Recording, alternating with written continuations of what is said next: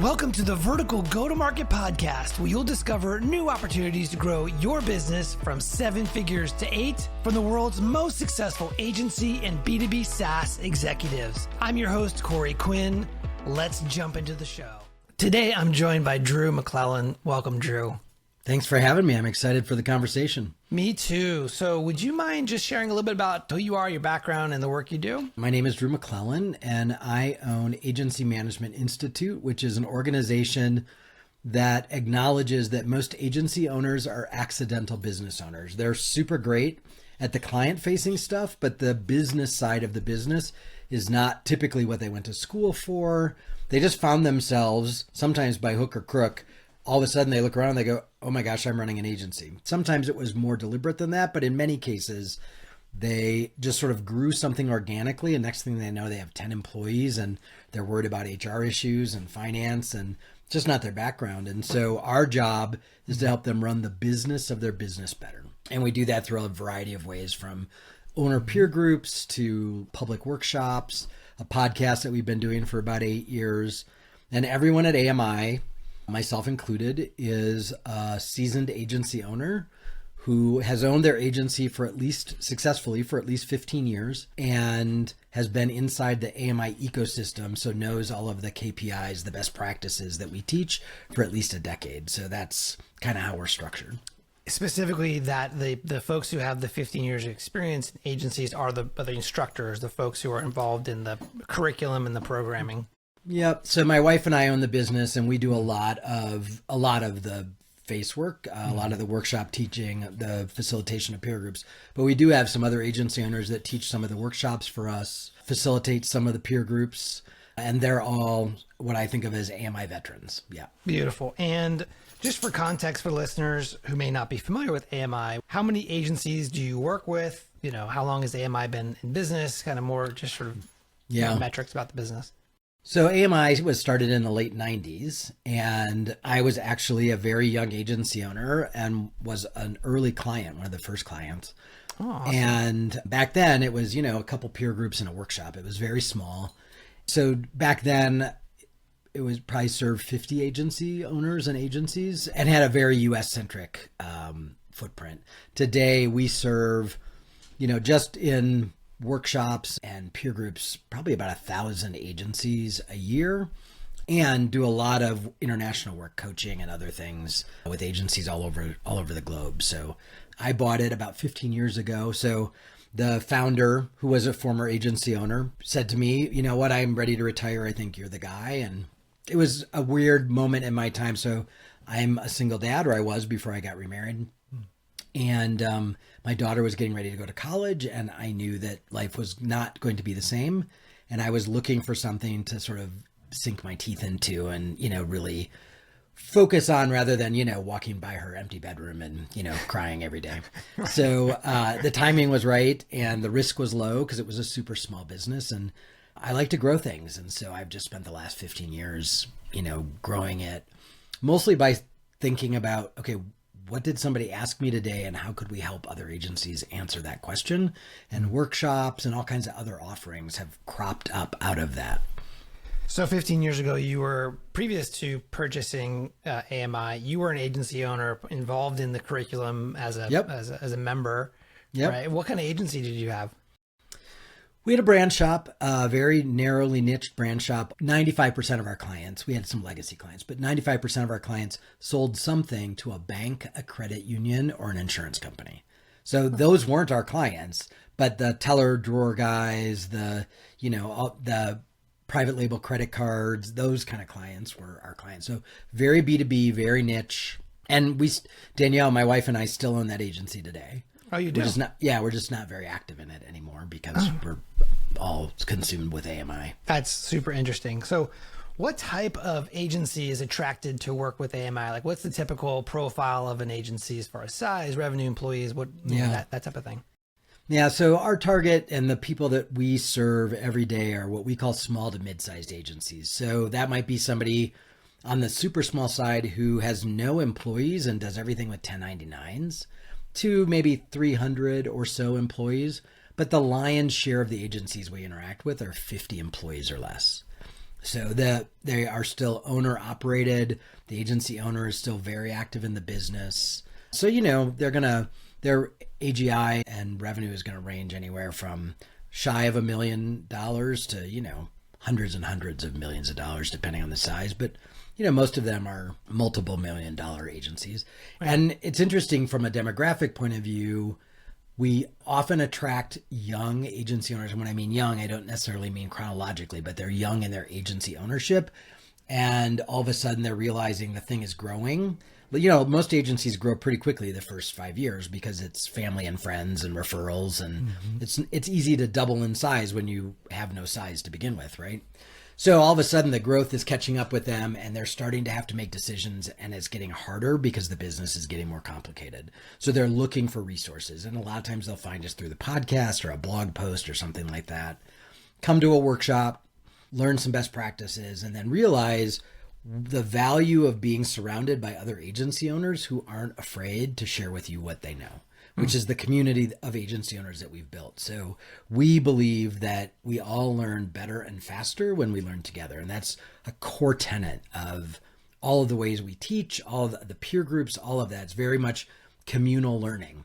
Everybody shows up to anything at AMI ready to teach and ready to learn. So that's a big group of the folks. And then we also attract a large population of agency owners who've been doing it for a while and it's going fine, right? Not gangbusters, right. But they're not in the red. They make a little money every year, but it's kind of a lifestyle business and they can't figure out how to get out of the day-to-day, how to grow it to double-digit profitability, and what's the game plan for chapter 2, chapter 3, chapter 4. And so they come to us, again, typically through the podcast or a workshop, and realize that they can exponentially improve both the bottom line and the growth of their agency. And by connecting with other agency owners who are ready to kind of lock arms with them and figure it out together. If you're going to take a sort of line up your clients across, let's say, a distribution curve, would you say majority of them fall in this sort of the small bucket or mid-size or maybe these larger? Like, what does the typical size look like? Yeah, well, it's interesting because size is a misnomer in the agency business. A lot of agency owners will say, well, we're really small. We're 25 people. That's not a small agency. The average agency in the U.S. is 8 people. And that is including 1099s. So for us, I would say sort of most of the agencies we work with are, if I were going to do kind of a bell curve, they're probably between 20 and 75 employees. Yeah. But a lot of agencies will say to me, are we too small to learn from you or to get plugged in some way? And the answer is no. If nothing else, consume the free stuff, listen to the podcast, download the ebooks. Take what you can and learn from it. So no, there's nobody who's too small. Yeah. And I love that you guys lead with value, provide a lot of free education for maybe those folks who are maybe a solopreneur or just starting out. Right. They may not be at a point where they're ready to fully engage with your programs. What about the typical problem? I'm sure based on what you share, there's a lot of problems that you guys are able to assist and address through the various forms of your content and your peer groups and whatnot. But if you were to say, like, what is one of the biggest challenges, maybe what top 2 or 3 challenges that they're facing in their agency when it becomes time for them to realize, hey, I need to do something different? So the problems tend to fall into 4 major buckets. The first one is biz dev. Because what happens is when an agency starts, it's not that hard to get a couple clients, and those clients know a couple people, and you kind of use your, if you will, Rolodex to build the business. But after a certain point in time, you've exhausted all the family and friends, right? And so now you actually have to have a new business program that's going to generate leads and opportunities and conversations. And for a lot of agency owners, they don't know how to do that because they are not really sure how to differentiate themselves. They don't really understand the value proposition they bring compared to what other agencies do. So they don't know who to talk to and what to say to them to win the business. So that's typically a bucket, right? And oftentimes that job falls on the agency owner who is not a salesperson. And by the way, will tell you within 3 seconds that they hate to sell. So they're burdened with something that they don't enjoy. They don't know how to do. And yet they feel a lot of pressure because they're growing, their people want raises, they need new computers, all the things. So that's bucket number 1. Bucket number 2 is money. So the money part is, I get that we take money in. I get that there's supposed to be something at the bottom, at the end, but how I spend it in the middle is confusing for me. And I do it by gut. So every time one of my employees says, we can't possibly take on another client without hiring more people, the agency owner doesn't know the math, because it's very specific to agencies, of how to figure out, can we actually afford another person? Or are we just being inefficient in the way we work? And if we change the way we worked, we have plenty of people on the team to do the work. So there's money issues around profitability, around where to spend their money. Most agencies are overstaffed. One of the first things we come in and do when we look at an agency is look at the sort of the staffing ratios to revenue.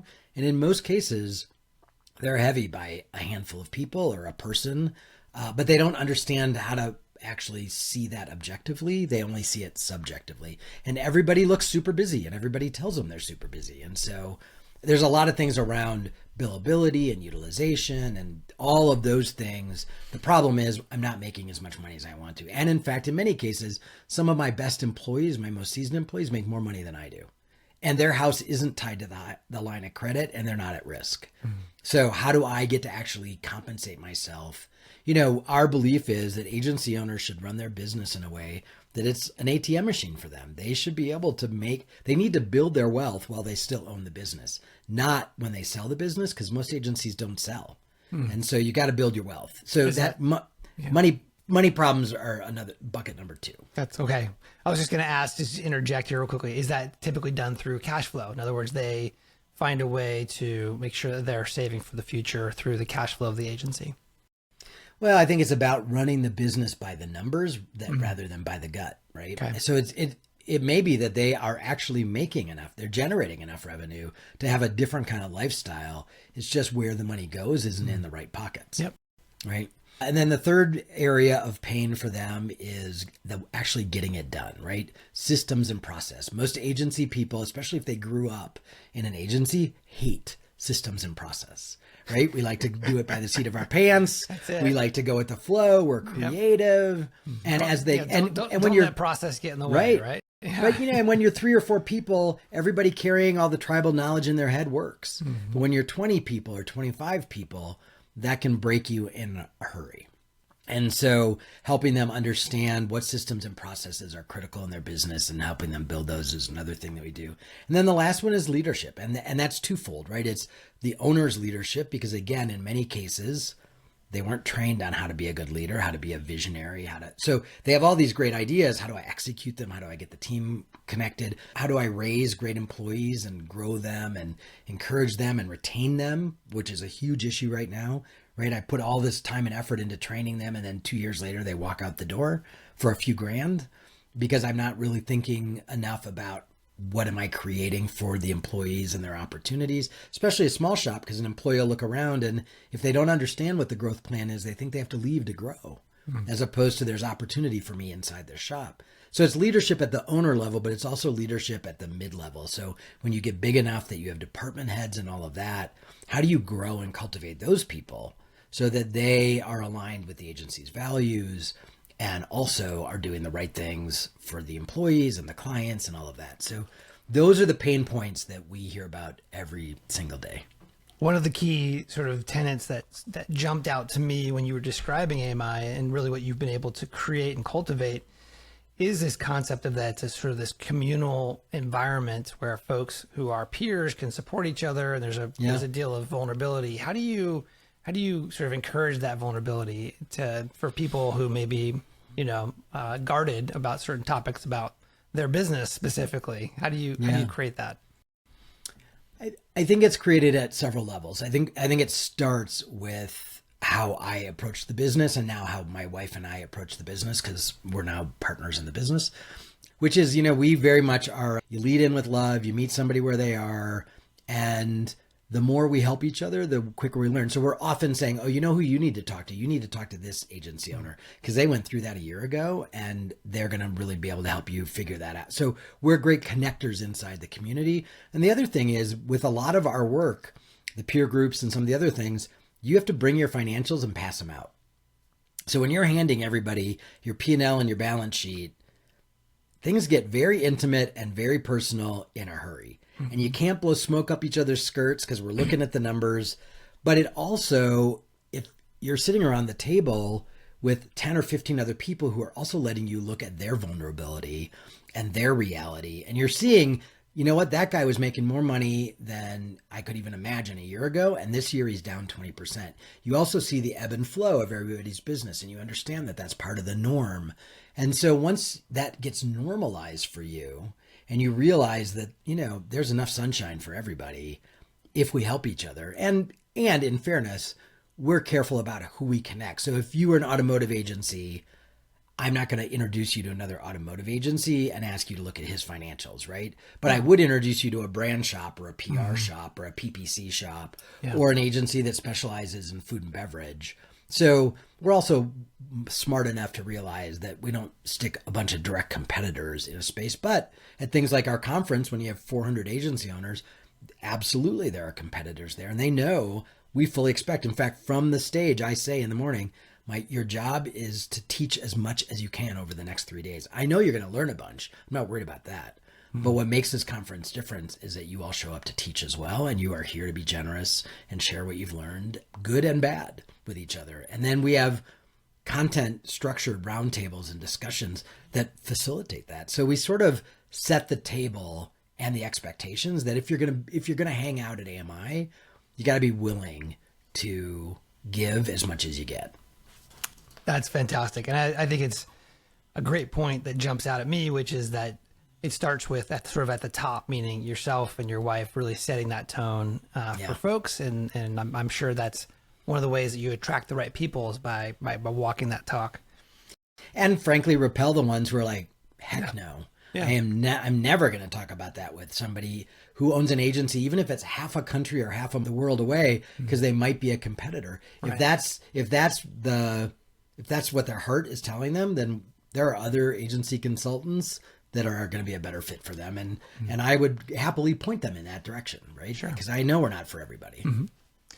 You've said that it is critical for agencies to niche down or take a vertical focus to achieve growth. Why do you feel that way? Well, because I think of the way agencies successfully sell today, you have to be a subject matter expert in something less broad than marketing, right? I mean, otherwise everybody's your competitor and everybody's your potential client. And when you think about it, the way we shop today for everything is the consumer goes out and does a whole lot of homework before whoever the seller is, and I don't care if it's toothpaste or a car or an agency or anything else, even knows that they're out shopping. The way we get found as agencies is by being subject matter experts and sharing that expertise, taking that position of authority and really owning it. And so, brilliantly, right before the pandemic, my last book came out. I co-wrote it with a guy named Stephen Wessner, and it's called Sell with Authority. And it's all about this premise of how do you become a subject matter expert? How do you teach what you know, which then attracts the right fit prospects for you? And it's impossible to do that if you don't narrow your focus. So for us, a niche is either an industry or an audience. Like we understand millennial moms better than anybody else, right? Or it is a deliverable. So right now, a lot of agencies are, of course, playing with AI and some of those kind of things. And there, for a season, you could be one of the few agencies that has really nailed that. So before AI, it was Amazon Marketplace. And before that, it was something else. But the other agencies are coming right behind you. So of all the ways to niche, that's the most sort of short term. Yep. But if you really dig in and you know an audience, or you really dig in and you know an industry, it's really hard for generalists to ever catch up to you. Yeah. I think that's what taps into my experience of what agencies struggle with, which is that differentiation. And one of the ways to differentiate for sure is by becoming like you said, a subject matter expert for a very specific vertical. You become experts at solving their unique problems. Yep. And as a result of that, you stand out a lot from just a generalist PPC or whatever agency who kind of works with everyone. Well, every year we go out in the field. We've done it for the last 10 years. We do a piece of proprietary research that we call the Agency Edge, and we talk to clients about some aspect of their relationship with agencies. And I'm telling you, no matter what aspect of agency client relationship we talk about, what we will hear over and over in study after study is they want someone who understands their business. And every client in every industry thinks they are unique. And that if you are not drilled into their special sauce, then you can't possibly bring the right solutions at the speed and the quantity that they need. And they do not want to take the time to train a generalist in their business. They want you to walk in understanding, fill in the blank, whatever it is they do, so that you can get right to solving their problems. And so if all your case studies are something they can go, oh my God, we had to solve that problem. That look at what they did. Okay, if all of your stories, if you're speaking from stage, if your podcast, however you broadcast to the world that you have a depth of expertise, if that feels like you're eavesdropping on their conference room, they get it. And I know this works. This is exactly how we built AMI, was exactly this model. And so I will be talking to a prospect and they'll say, or, we send out a weekly newsletter, and every week I'll get an email or a handful of emails from somebody going, was this about us? No, it was not about you.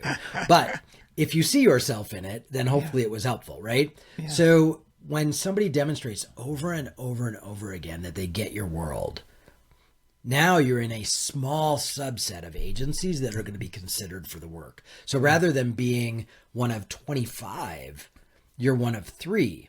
And if you're really good at the content that is super in-depth and super helpful, and it's never self-promoting, it is never about you, but it is always relentlessly helpful, sometimes you can be the only agency that they consider because they already feel beholden to you. They feel like they know you. Yeah. And then the phone call or the meeting is really just a chemistry check because they've already checked the box that you get them. Yeah. And that you can solve their problems. Now it's just, are you a good person and do I like you and could I spend time with you or not? And that's it.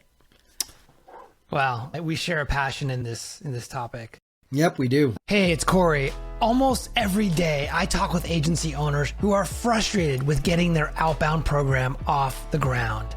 The truth is, too many agencies are too dependent on inbounds and referrals to grow their business. We all know that it's getting harder and harder to generate inbounds and that it's just not a sustainable way to grow your business. I'd like to give you the 6 secrets for driving consistent ROI from your outbound that I learned as Scorpion's Chief Marketing Officer, where we doubled the business from 20 million to 40 million just by adding outbound to an existing inbound only program. It's a free 6-day email course that will transform your outbound from broken to consistently driving new sales opportunities. You could sign up and get the first secret right now by going to getoutboundroi.com. That's getoutboundroi.com. Now, back to the show. What are the negatives to taking a vertical or a niche approach as an agency? Well, here's the negative everyone thinks, which is I'm limiting my opportunities. And I'm telling you, I have never, ever seen a vertical that is too narrow. So early in my ownership of AMI, I had a woman come to a workshop and she walked up and she said, my agency, blah, blah, blah, my agency, and here's where I am. And I said, what does your agency do? And she said, we serve the knitting industry. And in my head, I was like, you've got to be kidding me. Right? I mean, really, how many knitting clients can be there, right? Yeah, not much. So she ended up joining a peer group, which meant that I got to see her financials. I just shut my mouth because you know what? She is a small shop and she's taking home more money every year than most agency owners of 50 or 75 employees will ever take home. Yep. So there is no such thing as too small. So that's the biggest worry, which is false. There are enough clients out there, no matter what your niche is, number one. So the disadvantage is your team can get bored, right? If all you're doing is knitting needles and, yarn and patterns. But when you hire people who have a passion for what it is your agency specializes in, that's like candy to them, because they're getting to play around in that. And I also think the deeper you get knowledge around a subject matter, whatever it is, the more fun it is to play in it. And so your team may initially get bored, like, oh, you're kidding me. One more car dealer? Really, how many? But as they learn more and more about the business of car dealers, they get to be even more creative. They get to be even more expansive in their thinking, and they get to have huge impact on their client's business, which ultimately is why we all want to do this work, right? And we want to change the lives of our clients and their business. And so the boredom passes pretty quickly. Honestly, I'm hard pressed. I'm sure somebody else out there, and this could be like a Sunday morning debate, but I'm sure there are people out there who believe that you should be a generalist for a lot of reasons. The other reason why you would want to be a generalist is if you want to only work in your local community. Because one of the great things about being a specialist is it makes geography a non-issue, right? They don't care where you live. They don't care where you work because you're an expert. So, it is I will fly to Mayo Clinic to have brain surgery. I don't care if I have to fly there because they're the experts, versus I'm not going to drive by 4 general practitioners to get my flu shot. Right. So if you love your local community and you're super plugged in and you're the chamber president and you have a commitment to your town, if you will, or your city, then a generalist is probably the right thing to do, because then narrowing down is a problem for you because there's only so many banks that you can serve in the same geography, right? Right. Yeah. And I've even heard certain folks consider the local community as a niche, right? That is their vertical, so to speak. Although they're different types of businesses, the they understand the ecosystem of that community. What's going on in the chamber and all the things, and being present locally matters in that regard. And, as you know, I mean, the really cool thing about owning an agency is you own the agency. So whether it's the right thing to do for everybody or not, you get to decide. So, we will all day long talk about best practices and good choices, but we also, and this is part of meeting people where they are, we will also say, okay, what matters most to you? And let's help you build the business that actually serves that. Because if you're going to take the risk of owning the business, it should help you build the life you want to build. Amen. Stepping back from that topic specifically, but just in general, with all your experience and all the agency owners that you've worked with directly and through AMI and as an agency owner, what would be maybe your top advice or your most important advice when it comes to agency founders who are truly looking to create that lifestyle, but maybe you're struggling? Like, what would you say to them? I would say that I think there are some what we call agency math basics, that if you learn those and you really run the business by those. So for example, most agencies, when we meet them, they talk about their revenue, gross revenue. And I will say to them right off the bat, I couldn't care less what your billings are. They're irrelevant. What I care about is your adjusted gross income, because that's actually the money you get to run your business. So, for anybody listening who's not familiar with those terms, you have gross revenue, which is everything you bill a client. And then out of that comes all of your cost of goods. So that's if you pay for their media or printing or any contractors that you hire to do the work, all of that is a cost of goods. You would not bear those expenses if it weren't for that client. And what's left is your adjusted gross income. And that's the money you use to pay your people. So it's loaded salaries, cover your overhead, and then hopefully there's some profit. And so understanding the difference between gross revenue and AGI and starting to run your business based on your AGI, not your gross revenue, is one of the most simple changes you can make that is absolutely transformational. And then when you say, okay, my AGI is $1 million, 55 to 60% of that money should be spent on people. So that's loaded salaries and benefits. 20 to 25% should be spent on overhead. So that's, travel and cars and lawyers and toner for the copier, or whatever it costs, rent if you're still in an office, those kinds of things, which should leave you 20% profit before taxes. If you run your business by those numbers, I don't care if you're one person or 1,000 people, there's no reason why every agency can't hit those numbers. And being 20% profitable is a game changer for most agencies because they've never experienced that, or they experienced it in the first 3 years when they were doubling in size every year, but now they're at 10 people and they can't figure out how to get to double digits again. Thank you. That's awesome. I noticed you have different courses and workshops. What would you say when it comes to productized services? Do you guys have productized services? What does that look like for the type of things you offer to your community? I mean, you can argue that some of the workshops and other things are productized in that they are, every workshop we teach sort of follows the same format and all of that. We have some online courses that somebody can buy without ever interacting with us. But for the most part, as teachers, which is really at the end of the day what we are, teachers and coaches, we have to drill down to the individual sooner or later. The podcast, in essence, is a productized service. It's it's a definite one to many. But for us, we have everything is package priced and all of that. But if somebody wants to drill down to, Drew, I want to talk to you on the phone about something that is keeping me up at night that I don't believe any other agency owner has ever talked to you about, even though I've already talked about it 3 times that day, right? They can drill down to that level of customized service.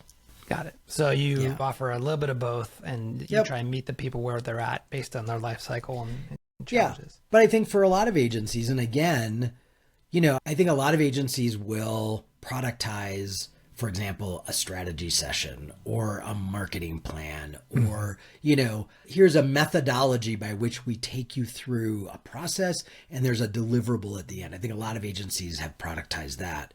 What's interesting is most agencies have to choose one of 2 paths. So I think probably the most referenced podcast, when I meet someone at a conference or whatever, they will walk up to me and they'll say, I want to build a Wonder Bread Factory agency. So it's episode 100 out of 400 and some odd episodes. But what I talk about is agencies are one of 2 things. You're either the artisanal bakery where someone walks in and says, I would like to buy 1 carrot cake in the shape of the Death Star. And the person behind the counter says, we've never done that before, but we will figure out how to do that and tell you what it costs. And we build that cake, right? And every day it's custom. Or an agency that really runs kind of like the Wonder Bread Factory, which is, look, we sell bread. We sell bread in a bag. We have wheat and white. There's 32 slices in each bag. Would you like wheat or white? Well, I would really like a carrot cake in the shape of the Death Star. We don't do that. We sell bread. And here's what we do. And so like a lot of the PPC and SEO shops and things like that are more Wonder Bread Factory, right? They do 1 thing or 2 things. They do it really well. And they have really productized it. Look, you can have the gold package, the platinum package, or the silver package. Here's what you get, and away we go. The value of doing that, obviously, is you can grow exponentially. It's easier to hire and train people. The sales cycle is different because you're not waiting for them to decide if they want the cake in one shape or they want a pie or blah, blah, blah, or something you've never done before. You don't have to go back and put a pencil to paper to figure out what it costs, but you're only doing white and wheat bread. And so for some agency owners, and this is what I'm saying, when you do the math, everybody would have a Wonder Bread Factory agency. Like when you just think about the pure economics of it. But for many agency owners, that sounds like hell on earth. Like if I had to only do that every day, like just bake the same loaf of bread, I can't do it. Great. Then be an artisanal bakery and be the best one you can be. But it's really one of those 2 paths. Most agencies find themselves somewhere in the middle when they start, and they just gravitate, one way or the other. Right. That's awesome. That's awesome. Just a couple last questions here before we wrap up. First one is, we are in a revolution when it comes to artificial intelligence. We have generative AI, we have ChatGPT, we've got all these wonderful things that directly or indirectly impact the life of an agency founder or owner. Do you have any thoughts or perspectives you can share on what's going on and what may be coming down the road? Yeah. So this is a great example of us thinking, geez, what do everybody need? So we're doing a series now where we talk about it in our newsletter and other places. It's open to the public. It's free, where we're having 3 agency owners. We're doing a webinar. So it's an hour long. We have 3 agency owners show us how they're using AI today. And then they answer questions about whatever that tool is. And so about once a month, we have 3 new agency owners talking about 3 new tools. So I will say this. So you and I are recording this in early August. And Macon, the Marketing AI Institute, just wrapped up their conference. And a lot of our AMI agencies were there. And one of the big takeaways for them was they're there mixing and mingling with a lot of corporate people and client side people who have no idea what to do with AI. And their takeaway was, when I talked to a bunch of them, was this is a huge opportunity for us to lead the band. Yes. And for us to get out ahead of it and to start talking to our clients about it, helping them put together strategies around it, the rules around it, what are the boundaries and guardrails around how the client should use AI. We should be talking about how we're using AI. But this is another opportunity for us to be business partners with our clients and teachers with our clients. Nobody hires an agency because they want marketing. People hire agencies because they need answers to problems. They need new market share, whatever. They have a checklist of things they need, but it's not about marketing. And so I think sometimes agencies too narrowly define how they can be helpful to a client. Yeah. And AI is a great example of if we can get out in front of it and we can be thoughtful about it and we can sort of figure out how to leverage it for both the benefit of our own agency, but also our clients, we can be the guide to our clients for that, which is a huge opportunity. Every agency wants to be at that discussion table as opposed to being the vendor who just gets tossed projects over the fence.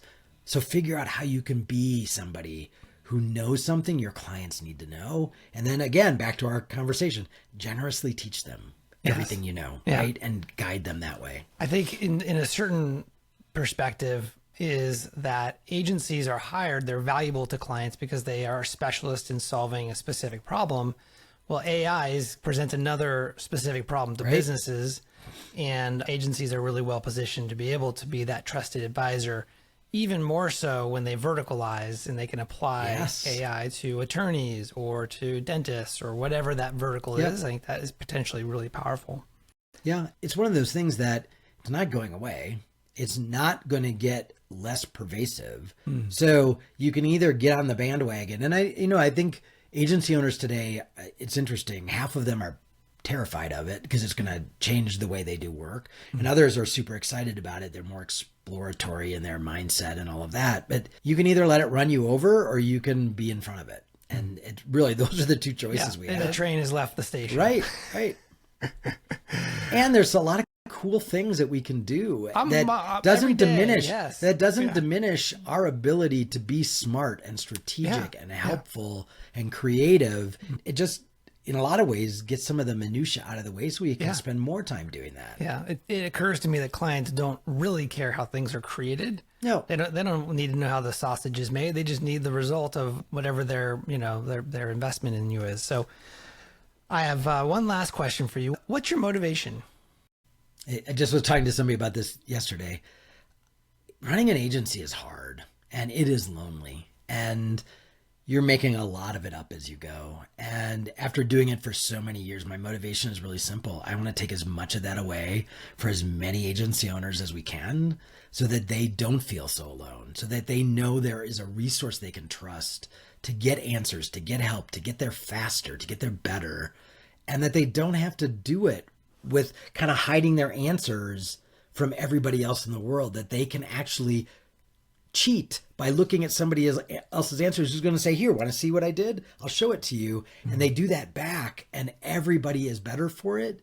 And the business is better and they can take better care of their family and their team. That just seems like a great world to live in. And I want to be a part of that.